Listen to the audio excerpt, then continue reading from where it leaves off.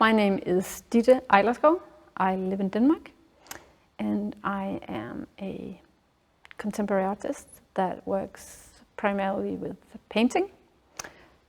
When I was accepted to the Art Academy, I actually was accepted with video art. But I've been primarily working with painting. And then I've had this digital piece that I've been developing over years because of a really personal need for it, which I'm going to talk about in my lecture. And so from this spring, I also became a crypto artist, even though the work has been existing for several years as a digital piece, as a sketch, basically. I guess it became a crypto piece when I minted it in different versions in the beginning of March 21.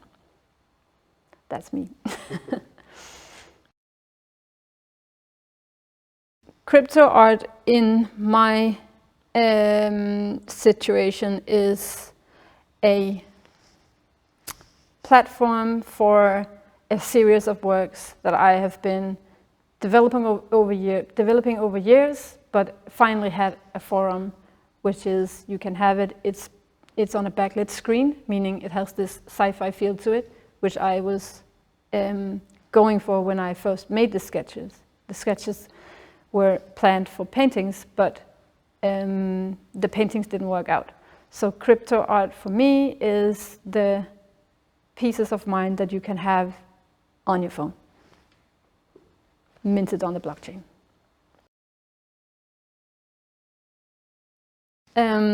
So when an artwork is minted on the blockchain, it becomes the face of the smart contract. The smart contract is, in short, the certification of the ownership and the creator of the artwork. So then it belongs to a blockchain, a chain of blocks where every new block is verifying all the others so that there is no corruption. I think that's the very short version. Yeah. On the blockchain, you can see every transaction. So when I put something up, if I sell it to you, you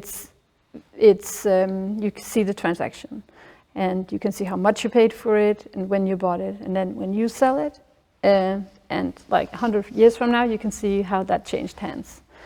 In the real art world, that is not transparent, and it's not transparent why some artworks cost more, who are allowed to buy from the galleries, who are, which artists are hyped. There's a lot of corruption, and I think that DeFi, decentralized economy, finance, and all these noble ideas of crypto, all the good things about crypto is that the transparency and of you can't just say, oh, you have to buy this painting because so many people bought it for this huge amount of money, and that person is written about in all the fancy magazines, and all these fancy museums bought this artist's work. Because in the real world, you can actually just have a collector buy 10 paintings and distribute them out to the museums, and now this artist is an important artist in museum collections. It's not transparent. All of that is happening behind the scenes, and there's nothing to do about that. But then there is the new art world where that is not happening. Many of my collectors are artists themselves. It's a little bit like yeah, and then there's also some collectors that buy a lot and that have become whales in the community that they support a lot. And then there's a lot of collectors that are not that do not have a lot of money, but has a lot of passion about it. And I think at least 5 of them I have continuous dialogue with on social media. And I meet them on Clubhouse, which is this audio-based social media. And there are some collectors that are truly passionate and interested in the different works, but also the whole new way of thinking art. And I'm pretty sure they don't have a lot of physical art in their homes. They are traveling around the world and maybe living in big cities and small apartments, and they don't, at least I've heard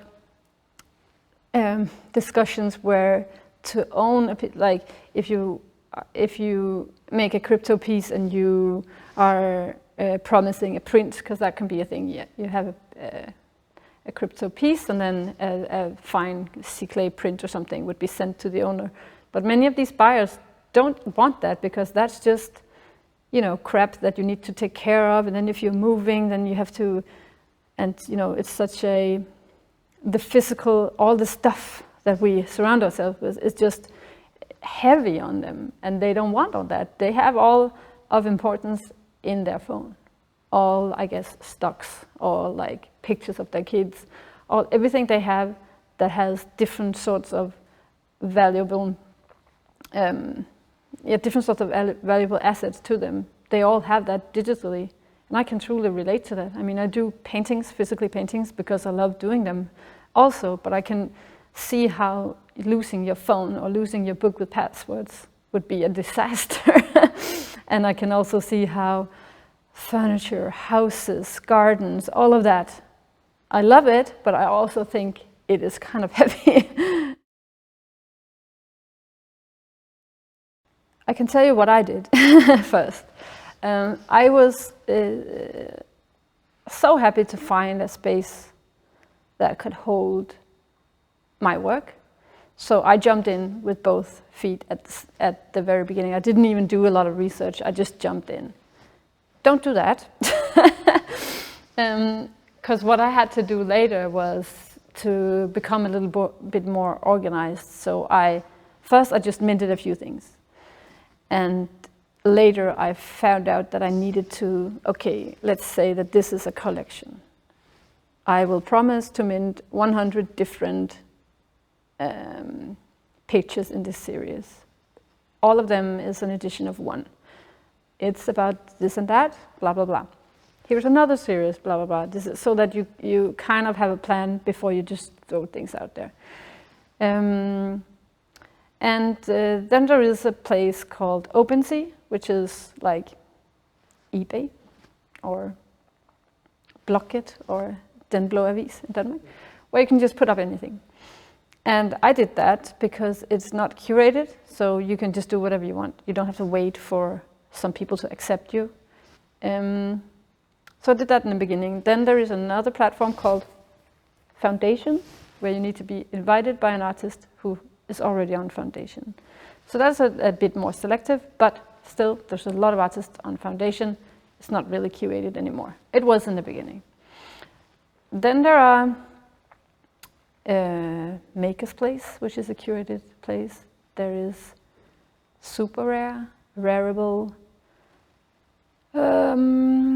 All of those are on Ethereum.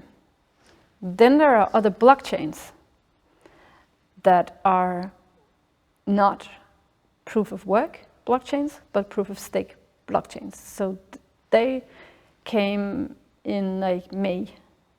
Every blockchain is connected to a currency. Some very interesting blockchains to look at is, for example, Flow, or there are so many. You have to Google it, but they are not on Ethereum, and but there's a lot of things happening on those that are. But the thing is, many buyers would have like Bitcoin and Ethereum, so to have to buy another currency is a little more of a bit barrier to buy smaller.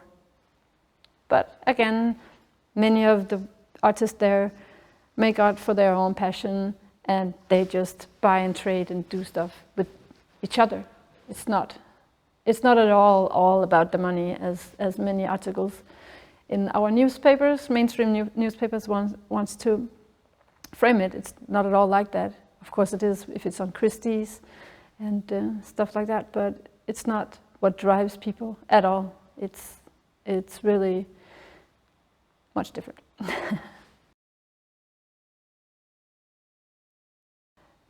Last week there was a new platform opening, which is called Misa.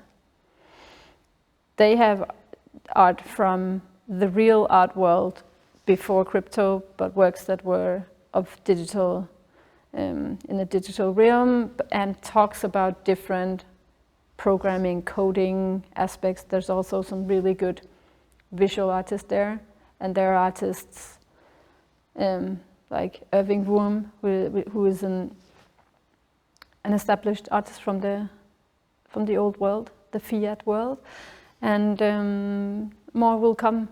And there is another really important platform opening in September called Institute. Both of these two are connected to galleries, more or less. So, yeah, again, it's it will probably not be very popular with those who have like a gaming DeFi mindset. But if you ask me where to find really interesting crypto art, go to the platforms where art is curated, so that if you're interested in art, you have good art there. If you're interested in other types of NFTs, sporting NFTs, go to NBA Top Shot, go to, there is a lot of different, there are NFTs for music and all kinds of spoken word, everything. In the beginning there was a lot of reluctancy from the art world, because it was a competition, a weird underground competition. There was suddenly a lot of money for visual things, and that's the art world's realm. So there's a lot of things going on. So they very fast found a really good argument for crypto art being bad, and that's the environmental aspect. So there was a lot of articles early on that. Ethereum is on this proof of work blockchain, which gets a lot of attention for the carbon footprint. For a long time, they have been migrating to their 2.0 situation, which is the proof of stake, where it will be 99% less carbon footprinting. And that will happen maybe in the spring next year. It's a lot of transitioning. I'm sure it will happen, because now there are competing blockchains developing, especially over this summer. So they have to do something, and they have wanted to for a long time. So I'm confident that that would happen, and that's where I have minted my series this far. Right now I'm looking at minting a new piece in September on another blockchain. Not because I don't believe in Ethereum, because I'm sure they will clean up. And there's always a lot of numbers being thrown out there, like how much it takes to write an email, how much it takes to ride a bus or whatever, about carbon footprinting. And as far as I understand, it takes 40 kilowatts to mint a piece in the most general terms. And a t-shirt, to make a t-shirt is like 10 times that. Then you have to wash, then you have to transport the t-shirt, you have to wash it, you have to do a lot of things. And do I think a t-shirt is this t-shirt more valuable than a piece of art? I don't just see it as a random digital image. It's a thing that it's an artwork for me. It's the real deal. So I think it's worth that. And if you took all art out of the blockchain would still be there. It's not created for art. Art's just a nice little flair to the blockchain. So even if I and all my crypto art colleagues would take everything out, it doesn't help anything. The blockchain will still generate a lot of mess, which will hopefully be cleaned up. And I think if you attack that aspect, then you just have to stop with doing everything, because everything has a footprint. I think that's something we need to deal with as human species right now, because yeah, that's the fact of life right now.